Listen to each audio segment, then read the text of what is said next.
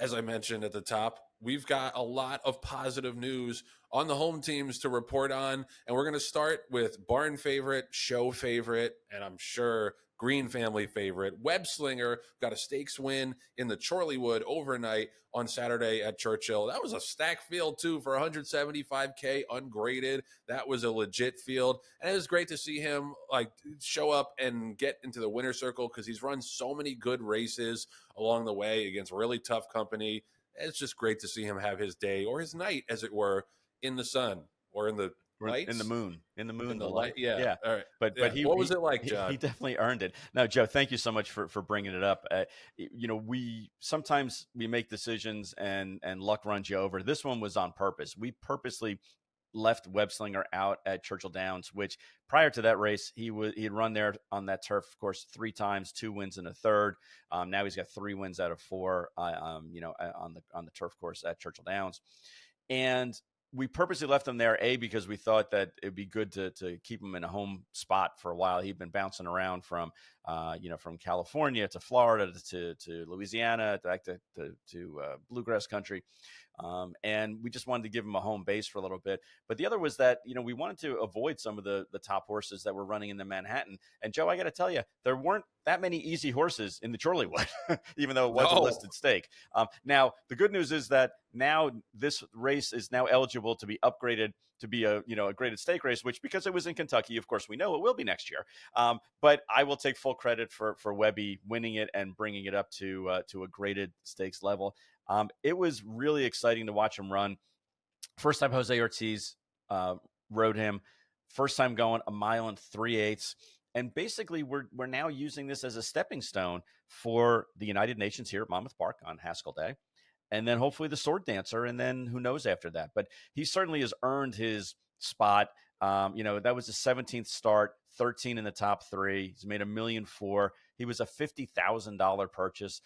So for those, and we go crazy sometimes at sales and buy horses for too much money. But it just goes to show you that you can get a good horse at any price point. You just have to be diligent, have to be, work really hard. And Kim Valerio, who shortlists for us, did a phenomenal job finding him. Joe, what I always bring up with this horse is that he was there for the taking for the entire industry. He was not in 1, 2. He was in 4 different sales. 4 different sales before we ended up buying him. And it was R&A'd, I think, in 2 out of the 4. So he was right there for everyone in the industry, including us. Shame on us for missing him the first 3 times that we watched him, as a young horse. But it was great. It's great to see. Now the horse, again, it was a listed stake, but the horse has 6 points towards the Breeders' Cup races. And I'm hoping that between the United Nations and hopefully the Grade 1 Sword Dancer, that he'll earn some more points. But, just as we talked about when Ohana ran such a huge race at Saratoga, that is a stacked group. And a lot of the Euros haven't even come to town yet. I know. Yeah, that division is more loaded than I thought going into the year. But yeah, Web Slinger is like a get even horse because, like you say, you spent a lot of money on a lot of high profile horses from big time sires at these sales. Most of them don't work out, or if they work out, they don't work out to where they exceed their purchase price. Right. And he's one of those horses that can get you even. You buy for $50K, makes $1.4 million and counting. Yep. So congratulations. He's a really good feel-good story. We've gotten a lot of good, texts and tweets and everything, which I genuinely appreciate. The one funny thing that somebody told to me is, we like to make up shirts for some of our top horses. And when he was a juvenile and Wonder Wheel was a juvenile, we made a shirt with both of them, Wonder Wheel looking like Wonder Woman and obviously Web Slinger looking like a little bit more like Spider-Man. And somebody said to me, who would have thought that Web Slinger would have had a better career than Wonder Wheel on that T-shirt? And I laughed because I was like, well, Wonder Wheel was a champion. But yeah. Web Slinger. What?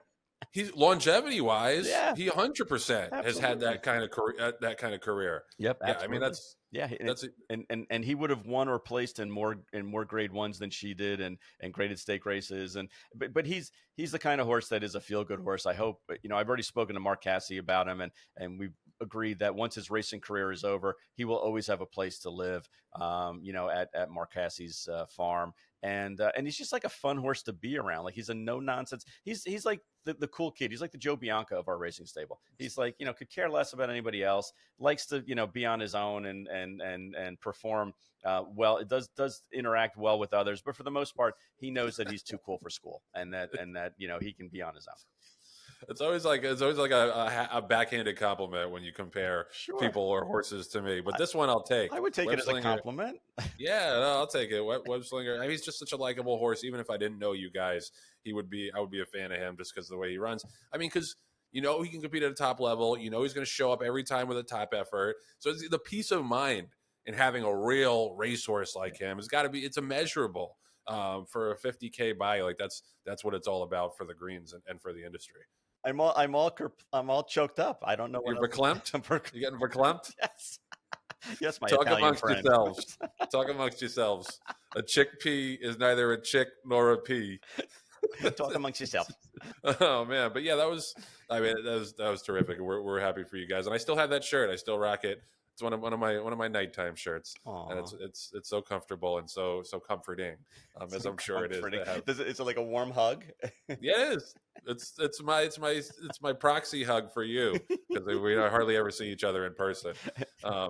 Anyway, as we get a little bromantic here, so many ways to go with that one. All right, next topic. So West Point had some big results too over the weekend.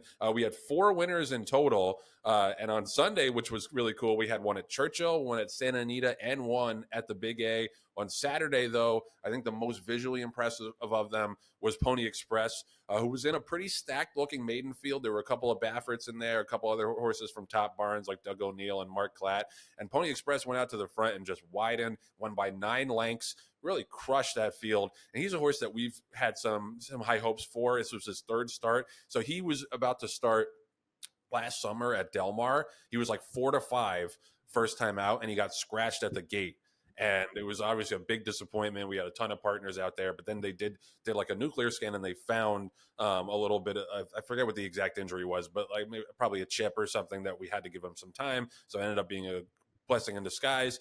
Came back, ran twice, set fast paces, and just couldn't quite keep it up down the lane. But this time there was no catching him. And he's an emergent 3-year-old I would look for in the second half of the year. He's by Gunrunner, yet another outstanding horse by Gunrunner.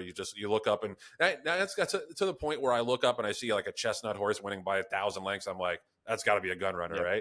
Like when Tappet was at his peak powers, you'd see a gray, demolishing a field. You'd be like, oh, that's got to be a Tappet horse. Yep. So Gunrunners are one of those that's really stamped his horses, and they just get better and better. And then on Sunday, 3-bagger, we had Final Boss win the Cinema Stakes at Santa Anita, wire to wire. We had On My Honor win a $50K maiden claimer at Churchill Downs. And the one I was there for, we had 3 horses on Sunday, Battle of Normandy, wire to wire in the finale, which was nice because we'd run 4th with the previous 2 horses, had a great group of partners there. And he's another one of those horses, like he's not quite as good as Web Slinger yet, but he hadn't won since his maiden win 2 years ago, but he'd run big in a bunch of big stakes races. So that was nice.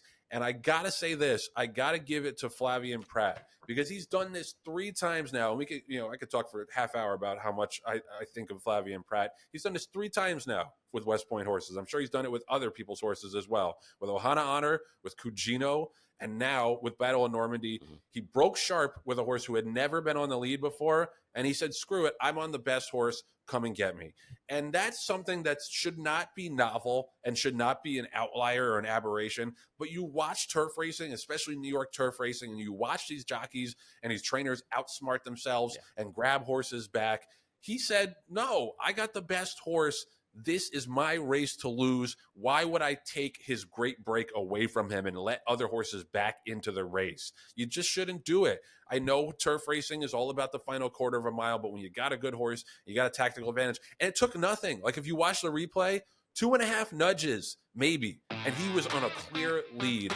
And they're just, he's a shining example of the importance and the recognition of the importance of tactical speed.